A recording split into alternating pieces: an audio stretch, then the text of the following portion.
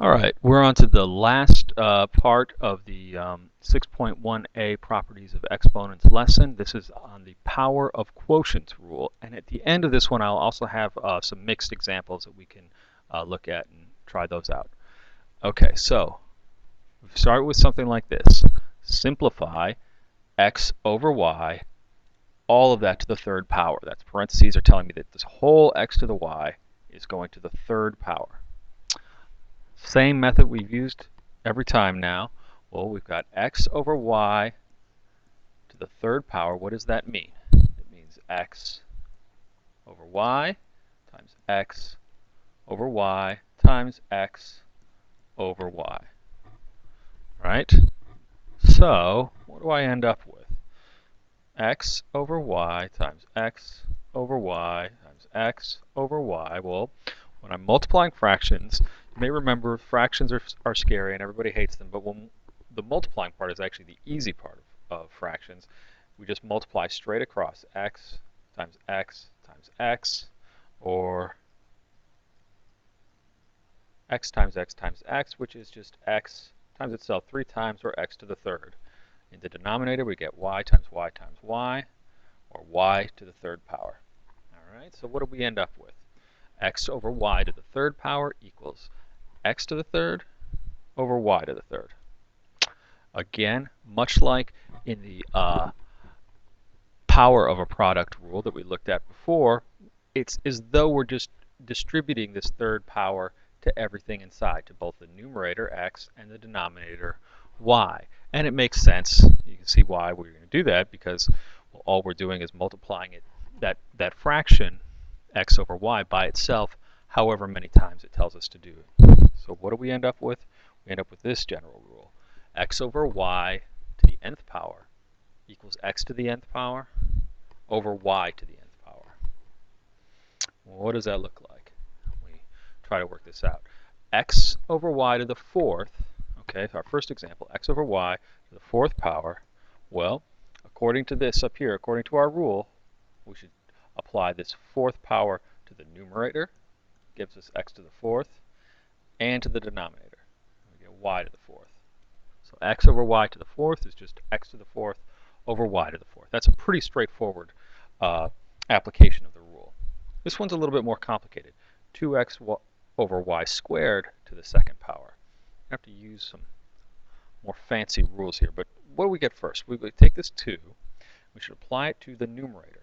Now it says to apply it to the numerator. It doesn't say to part of it, but the whole thing, that whole numerator. So we want to take that whole numerator, and that's what parentheses do, and we want to square that. We also want to take the denominator, apply this second power to the denominator as well. So we'll do y squared, I'll put it in parentheses also, squared. Well, what happens now? Well, 2x quantity, 2x in parentheses squared, we know that we can use our power of a product rule, which tells us that we take this second power and apply it to everything inside the parentheses. Well, so we get 2 squared, and then we get x squared. All right? And in the denominator, we have y squared to the second power. Well, this is a power of a power. We've got one power, and we're taking it to another power. So that's going to, when we do that, we multiply the two together. Y squared times 2, so 2 times 2, y to the 2 times 2 power, which is y to the fourth. And we can clean this up a little bit. 2 squared we know is 4, so we end up with 4x squared over y to the fourth. So 2x over y squared, parentheses, to the second power is going to be 4x squared over y to the fourth.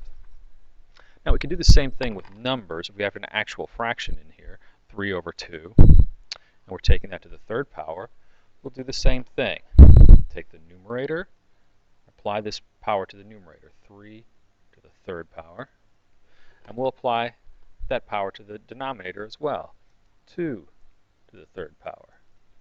What do we get then? Well, 3 to the third power, if you're not sure, 3 times 3 is 9, 9 times 3 is 27, so 3 to the third is 27, and 2 to the third, 2 times 2 is 4, times another 2 is going to be 8. So we end up with 27 eighths. 3 halves to the third power is 27 eighths.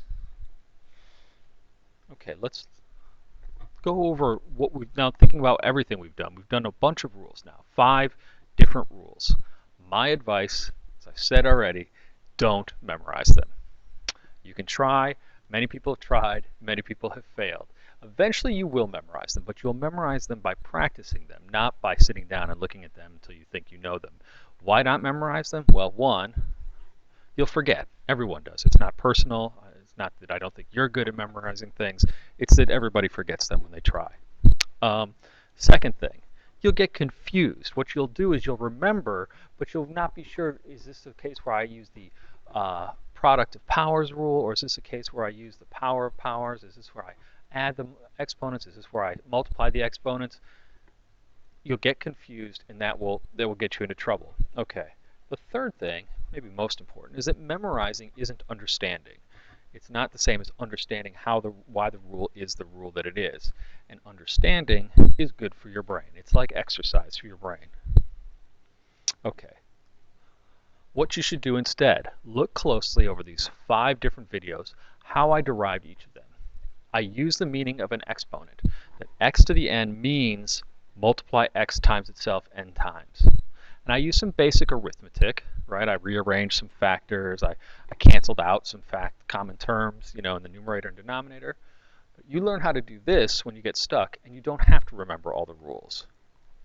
But basically, the key thing I want to say is there's really only one thing I've used this whole time, which is really just this. The meaning of an exponent, that x to the n just means x times itself n times. The other thing is just practice. Practice it. The more you practice, the more quickly you'll be able to remember the rule you need. You will memorize them eventually, but you'll memorize them this way by practicing it, not by sitting down and just trying to memorize it. Okay, last thing. Let's practice a few. So I would encourage you at this point to pause the video and try these 5 problems on your own. And then you can come back and I'll show you what the answers are. Okay, so hopefully you've tried them out yourself now. So x to the 4th to the 3rd power. Well, that's power of a power. So I'm going to multiply. X to the 4 times 3 is going to be x to the 12th power. So that's what you should get. If you got x to the 7th, don't be upset. Don't worry, but think about it. How could you remind yourself that this is a case where you multiply the exponents and not add them? Y to the 3rd times y to the 5th. Well, this is a product. This is a product of powers. So we're going to add the exponents. Y to the 3 plus 5, and that's going to be y to the 8. And that makes sense, right? Because I got 3 y's here. I've got 5 y's there. I put them all together. I'm going to end up with 8 of them. Not 8y, but y to the 8th. Okay, x to the 6th over x squared. That's going to be x to the 6th minus 2. It's the quotient rule. 6 minus 2 is 4, so I've got x to the 4th. 2x cubed to the 2nd power. Well, okay, we've got to apply this 2 to the 2nd power to everything inside, so I get 2 squared and x cubed squared, which gives me 2 squared is 4. X cubed squared, that's just like this rule up here, that's x to the 6th. And finally, 4 over x cubed. I've got a quotient to a power. So that's going to be, I'm going to apply this power out here to the numerator, 4 cubed, and the denominator. Get x cubed. 4 cubed is 4 times 4 is 16, times 4 is 64. So it's 64 over x cubed. All right, that's it.